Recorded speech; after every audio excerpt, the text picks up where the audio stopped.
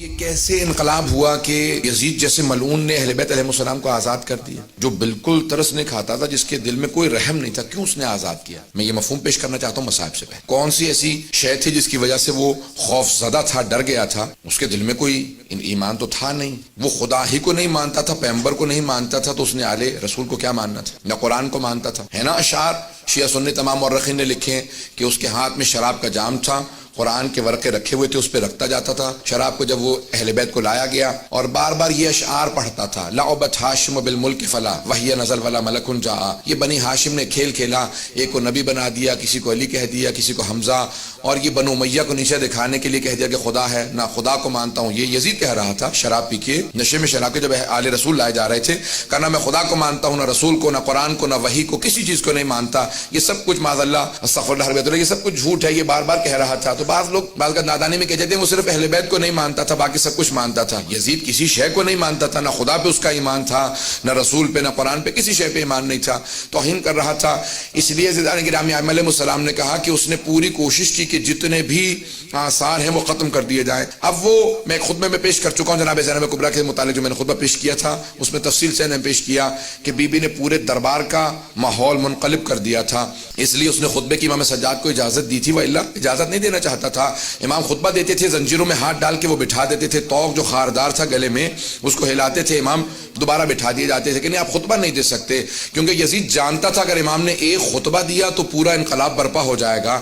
اب کیا ہوا ایسا؟ علامہ مجلسی نے بحار الانوار میں ایک روایت کو نقل کیا ہے، میں صرف اس کو پڑھوں گا کہ کیسے علامہ مجلسی کہتے ہیں کہ ایک عیسائی گزر رہا تھا جو اپنی بیٹی اور بیوی کے ساتھ شام آیا تھا، دمشق آیا تھا، اس کے زادرہ ختم ہو گیا، جب سب پیسے ختم ہو گئے تو اس نے سوچا کہ کیا کروں، بادشاہ کے سامنے کوئی تحفہ دوں گا تو وہ اس کے بدلے میں مجھے کوئی انعام دے گا، پیسے دے گا، تو مسلمانوں کے بادشاہ کو کوئی تحفہ دے دیتا ہوں۔ سوچنے لگا، پھر اس نے کہا کہ ایک ہرنی کو میں کہیں سے شکار کرتا ہوں، گیا، جا کے دیکھا ایک ہرنی بہت خوبصورت تھی، گلے میں رسی ڈالی، گھسیٹتا ہوا جا رہا تھا کہ اچانک زندان کے دروازے پہ ہرنی روک گئی۔ اس نے بہت کوشش کی، کہا کہ اتنا زور لگا رہا ہوں لیکن کھینچا نہیں جا سکتا، کھینچتا رہا، اچانک اس نے رسی کو ڈھیلا کیا، دھکیلنے لگا، ہرنی بہت تیزی سے زندان کے دروازے پہ آئی، اور علامہ مجلسی کہتے ہیں بحار الانوار میں کہ اس نے فصیح عربی زبان میں کہا السلام علیک یا ابن رسول اللہ۔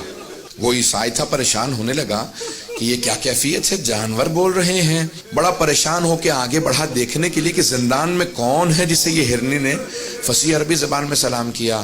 تو ایک مرتبہ جب آگے بڑھا تو دیکھا کہ ایک جلا ہوا امامے کا کپڑا ہے کسی کے سر کے نیچے، اور کچھ مستورات بیٹھی ہوئی ہیں، کچھ بچے باقی رہ گئے ہیں۔ میں نے آج صبح کی مجلس میں کہا تھا نا، جب آل رسول مدینے سے جا رہے تھے نا کربلا تو 46 بچے ساتھ تھے، 46 چلڈرن تھے، 46، اور جب واپس جا رہے تھے تو 10 بچے بھی نہیں رہ گئے تھے، نہ جانے کتنے بچوں کی شہادتیں ہوئی ہیں۔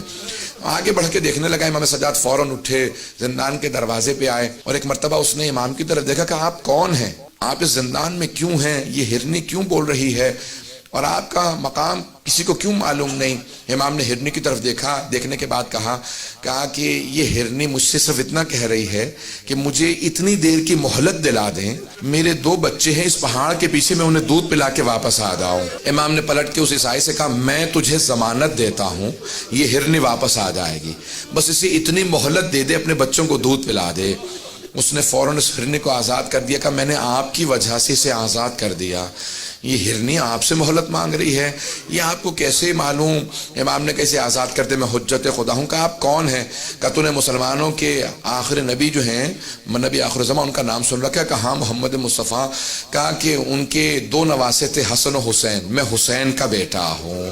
اب وہ تڑپنے لگا، کہا یہ سارے مسلمان ہیں اس شہر کے اندر، اور ان میں سے کوئی بھی آپ کی حرمت کو نہیں جانتا، کوئی آپ کے مقام و عظمت کو نہیں سمجھتا۔